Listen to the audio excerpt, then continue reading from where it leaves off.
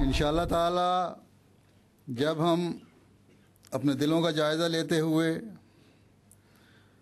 ہر کام خالصتاً للہ کرنے کی کوشش کرنے والے ہوں گے تو خدا تعالیٰ اپنے فضل سے ان عارضی پردوں اور روکوں کو بھی دور فرما دے گا۔ لیکن اس جلسے کے حوالے سے اور حضرت مسیح موعود علیہ الصلوۃ والسلام کے اس اعلان سے کہ لوگ قادیان جلسے میں تشریف لائیں، قادیان کے رہنے والوں پر بھی بہت بڑی ذمہ داری عائد ہوتی ہے۔ بے شک اس جلسہ سالانہ کی اتباع میں تمام دنیا کے ملکوں کی جماعتوں میں جلسے ہوتے ہیں اور ایک خاص دینی ماحول پیدا ہوتا ہے، لیکن جو جلسہ قادیان کی بستی میں ہوتا ہے اس کی ایک اپنی اہمیت ہے،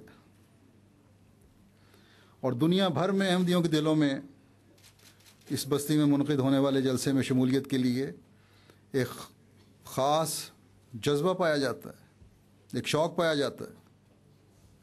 بس دنیا کے احمدیوں کا قادیان سے یہ تعلق وہاں کے رہنے والوں اور خاص طور پر بڑے سے لے کر چھوٹے تک ہر کارکن کو یہ احساس دلانے والا ہونا چاہیے کہ ہمارے نمونے اس نسبت سے جو اس مبارک ہستی میں رہنے کی وجہ سے انہیں ہے بہت اعلیٰ رنگ کے ہونے چاہیے۔ دنیا سے جب لوگ قادیان جاتے ہیں تو وہ ایک بڑا اعلیٰ تصور قادیان کا لے کر جاتے ہیں۔ بس ہمیشہ یاد رکھیں کہ حد الوسع یہ کوشش کریں کہ کبھی کسی کی ٹھوکر کا باعث نہ بنے۔ قادیان اس زمانے کے امام حضرت صلی اللہ علیہ وسلم کے عاشق صادق اور حضرت صلی اللہ علیہ وسلم کے ذلی نبی کا شہر ہے، اس کی بستی ہے۔ اپنے ماحول اور اپنے دائرے میں اس شہر کے تقدس کو قائم رکھیں،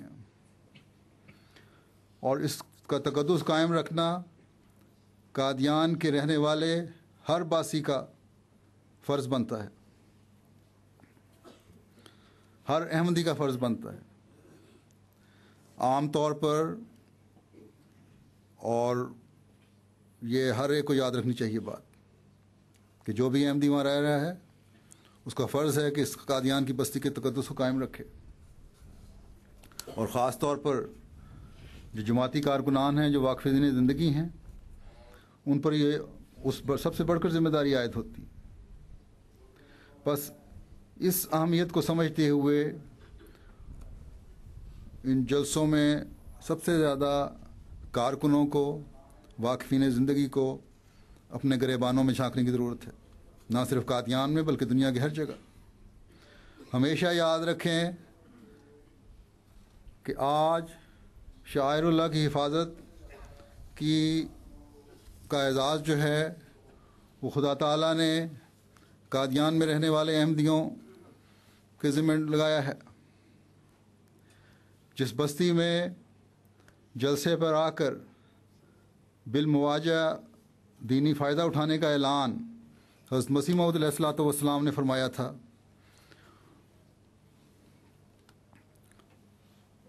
ان جلسوں نے آپ علیہ السلام کے وصال کے بعد بھی جاری رہنا تھا، اور جب جاری رہنا تھا تو تقویٰ کے معیاروں کے حصول کی کوشش بھی جاری رہنی تھی۔ قادیان کے رہنے والوں کو اپنے عملی نمونے قائم کرنے کے لیے ہمیشہ تگ و دو کرنے کی ضرورت جاری رہنی تھی۔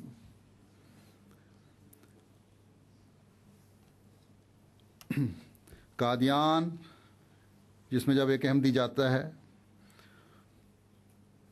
تو گو ان مقدس مقامات اور شاعر اللہ کو دیکھ کر ایک جذباتی کیفیت پیدا ہوتی ہے۔ حضرت مسیح موعود علیہ الصلوۃ والسلام کی مساجد اور ان کمروں میں جا کر جہاں مختلف اوقات میں آپ نے دعائیں کیں. جب انسان جاتا ہے تو ایک رکت اور درد اور سوز دعاؤں میں پیدا ہو جاتا ہے جب دعائیں کرتا ہے انسان. جہاں زمانے کے امام کی آخری قیام گاہ ہے، جب وہاں پہنچتا ہے انسان، جس جگہ پر آپ کا مدفن ہے، تو وہاں دعا کر کے تسکین کی ایک عجیب کیفیت طاری ہوتی ہے. اور وہاں جانے والے، چاہے وہ ہندوستان کے کسی شہر سے جانے والے ہوں یا دنیا کے کسی ملک سے جانے والے ہوں، عموماً روحانی طور پر ایک پاک تبدیلی کا احساس پیدا ہوتا اپنے اندر دیکھتے ہیں. لیکن اگر وہاں کے رہنے والوں کے نمونے اس حق کی ادائیگی کی طرف تقویٰ پر چلتے ہوئے توجہ نہیں دے رہے، تو جہاں وہ اپنے آپ کو خدا تعالیٰ کی برکات سے محروم کرتے ہیں، وہاں باہر سے آنے والوں کے لیے بھی مایوس کن نمونہ دکھا کر ان کی بے چینی کا باعث بنتے ہیں. بس اس ذمہ داری کو سمجھیں. ایک بہت بڑی ذمہ داری ہے قادیان کے باسیوں کی، قادیان کے رہنے والے احمدیوں کی. حضرت مسیح موعود علیہ الصلوۃ والسلام نے جلسے کا ایک مقصد یہ بتایا کہ معرفت ترقی پذیر ہو. حضرت مسیح موعود علیہ الصلوۃ والسلام کے بعد آپ کے چھوڑے ہوئے علمی اور روحانی خزانے سے فیض پانا سب سے زیادہ واقفین زندگی کا کام ہے، جنہوں نے اپنے آپ کو اس اہم فریضہ کے انجام دینے کے لیے پیش کر دیا جس کے بجا لانے اور دنیا میں قائم کرنے کے لیے حضرت مسیح موعود علیہ الصلوۃ والسلام تشریف لائے تھے، اب مبعوث ہوئے تھے. پس جب واقفین زندگی معرفت میں ترقی کریں گے، خاص طور پر وہ جنہوں نے صرف اور صرف دینی علم سیکھنے کی طرف توجہ دی ہے، تو ایسے لوگوں کی معرفت میں ترقی پھر انہیں دوسروں کے لیے معرفت میں ترقی کا نمونہ بنائے گی.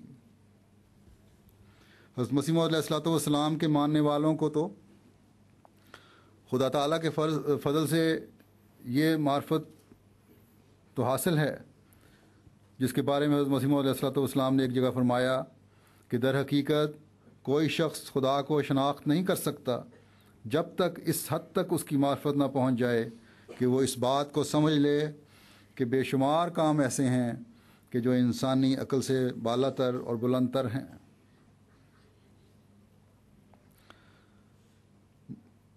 اس حد تک اس کی معرفت نہ پہنچ جائے کہ وہ اس بات کو سمجھ لے کہ خدا کے بے شمار کام ایسے ہیں کہ جو انسانی عقل سے بالا تر اور بلند تر ہیں. بس یہ معرفت تو ایک بنیادی چیز ہے. اب اس سے بڑھ کر معرفت وہ ہے جو خدا تعالیٰ اپنے بندوں سے اپنے خاص تعلق کے اظہار اور سلوک کے طور پر ظاہر کرتا ہے، جس کا سب سے زیادہ اور بڑا پرتو انبیاء ہوتے ہیں.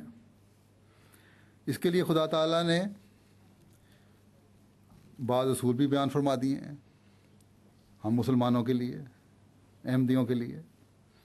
مثلا یہ فرمایا کہ کل ان کنتم تحبون اللہ فاتبعونی یحببکم اللہ، کہ کہہ دے اگر تم اللہ تعالیٰ سے محبت کرتے ہو تو میری پیروی کرو، وہ تم سے محبت کرے گا.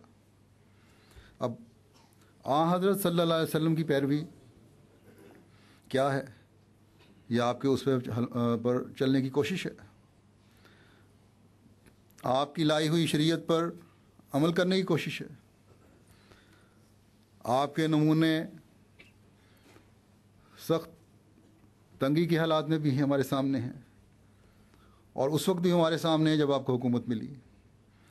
آپ کے نمونے سخت فاقوں کی حالت میں بھی ہمارے سامنے ہیں، اور اس وقت بھی ہمارے سامنے ہیں جب ہر طرف کشائش تھی. آپ کے نمونے اپنی گھریلو زندگی میں بھی ہمارے سامنے ہیں، اور اپنے معاشرتی زندگی میں بھی ہمارے سامنے ہیں. غرض کہ کوئی بھی جگہ ایسی نہیں جہاں آپ نے اپنے نمونے قائم نہ کیے ہوں۔